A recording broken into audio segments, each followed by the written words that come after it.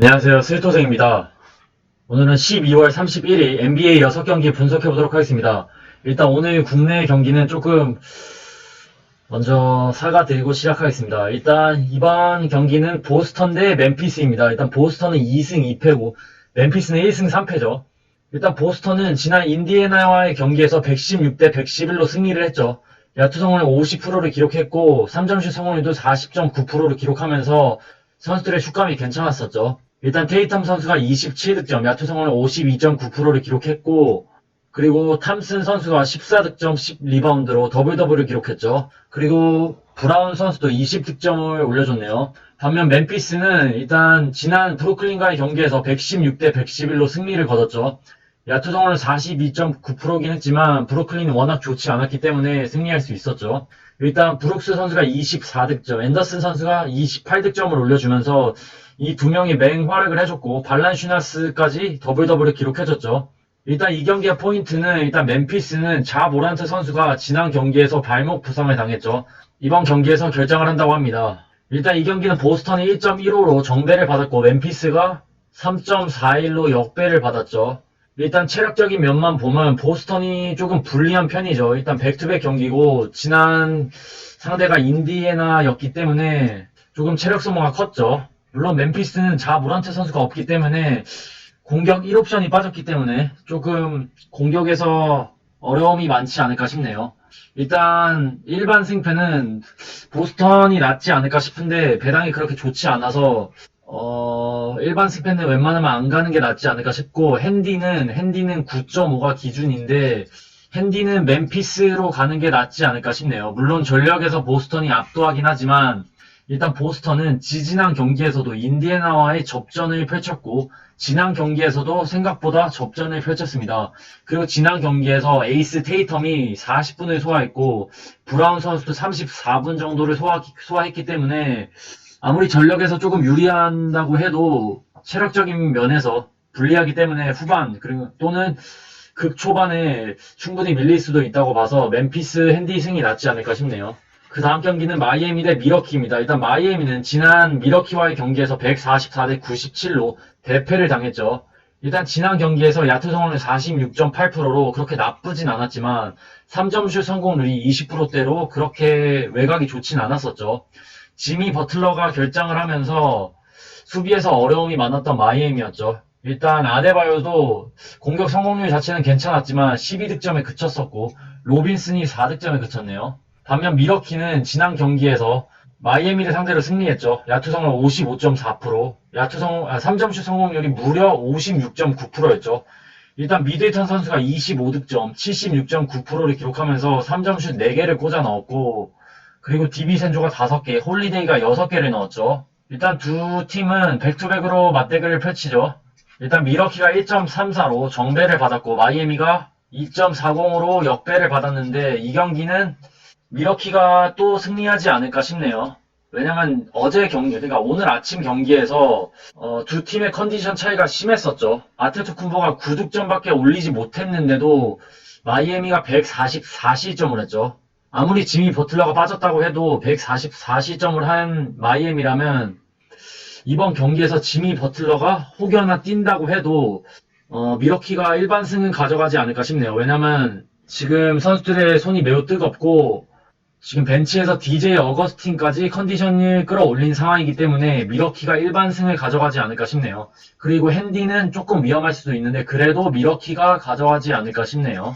그 다음 경기는 브루클린 대 애틀란타입니다. 일단 브루클린은 미러키를 상대로 여기 조금 오타가 있네요. 여기 오타가 있고 이거는 좀 무시하면 좋을 것 같고 브루클린은 멤피스에게 116대 111로 패배를 했죠. 지난 경기에서. 일단 야투 성공률이 41%로 너무 좋지 않았었고 주전들이 대거 빠졌었죠.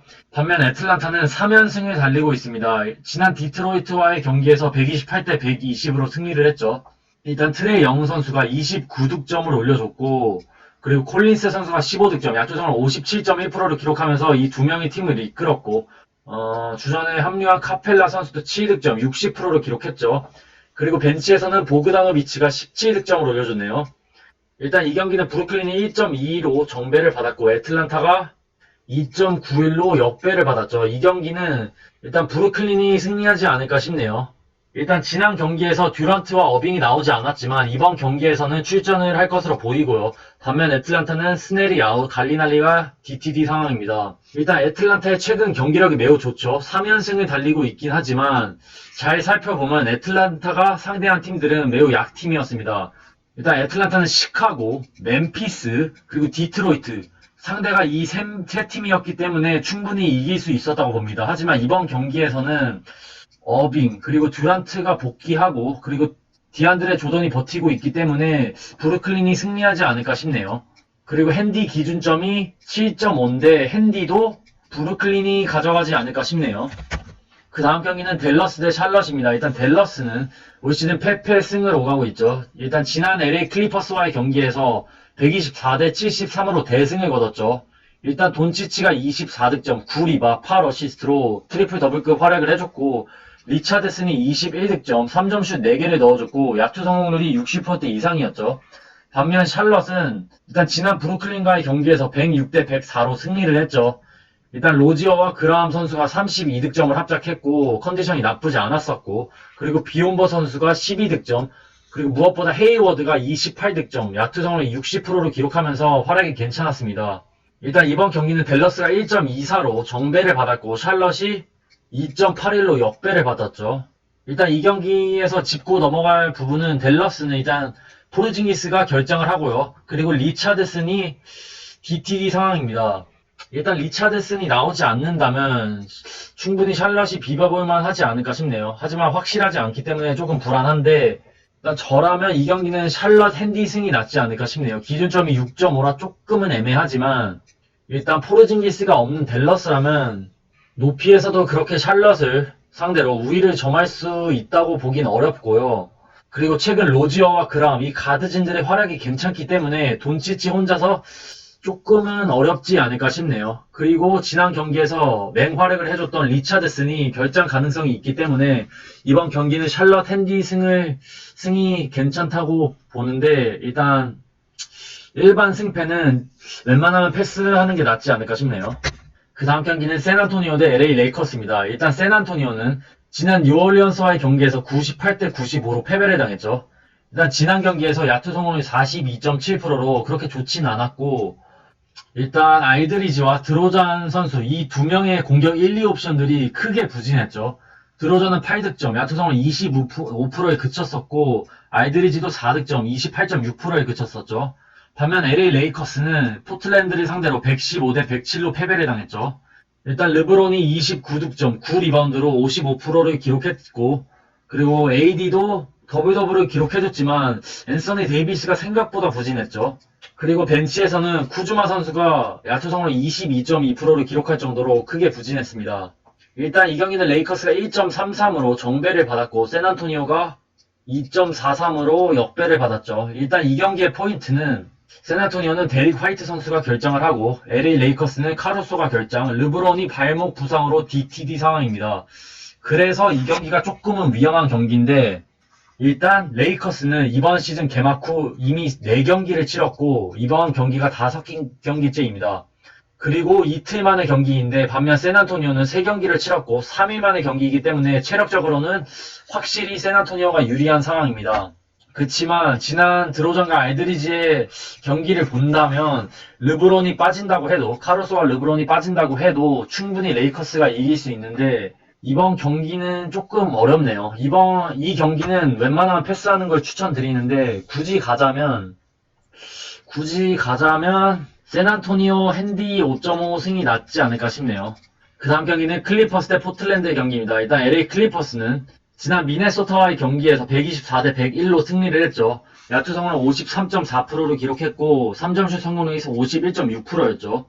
반면 포틀랜드는 레이커스와의 경기에서 115대 107로 승리를 했죠. 일단 지난 경기에서 포틀랜드는 CJ 맥컬럼 선수가 20득점, 릴라드가 31득점을 올려줬고 3점슛 5개를 성공시켰네요. 그리고 너키치가 10득점, 71.4%를 기록했습니다. 반면 LA 클리퍼스는 지난 경기에서 크게 부진했지만 포이조지가 다시 슛감을 찾으면서 3점슛 4개를 성공시켰고 팀을 이끌었죠. 일단 이 경기는 클리퍼스가 1.35로 정배를 받았고 포틀랜드가 2.37로 역배를 받았죠. 이 경기는 클리퍼스가 그래도 승리하지 않을까 싶네요. 물론 클리퍼스는 백투백이기 때문에 체력적으로 많이 불리하고 레너드가 여전히 DTD 상황이기 때문에 불안한 면이 있긴 하죠. 하지만 포틀랜드는 일단 포이조지와 카와이 레너드를 상대로 조금 약한 모습을 보여줬었죠. 그리고 클리퍼스에게 희소식이라면 일단 베벌리 선수가 12득점을 올려줬고 지난 경기에서, 그리고 센터 이바카 선수가 16득점, 야투성을 58.3%를 기록하면서 경기력을 많이 끌어올린 상황입니다. 그래서 상대 너키치를 상대로 충분히 어느 정도는 비빌 수 있지 않을까 싶고, 벤치에서 루 윌리엄스와 주바치 선수가 지난 경기에서 32득점을 합작했습니다. 그래서 사실 벤치 대결에서 클리퍼스가 조금 우위를 가져가면서 승리를 챙기지 않을까 싶네요. 그래서 클리퍼스 승인데 핸디는 조금 위험한 감이 있네요. 그래도 굳이 간다면 클리퍼스 핸디 승이 낫지 않을까 싶네요. 그럼 12월 31일 NBA 6경기 분석해봤습니다. 시청해주셔서 감사합니다. 건승 렛츠고!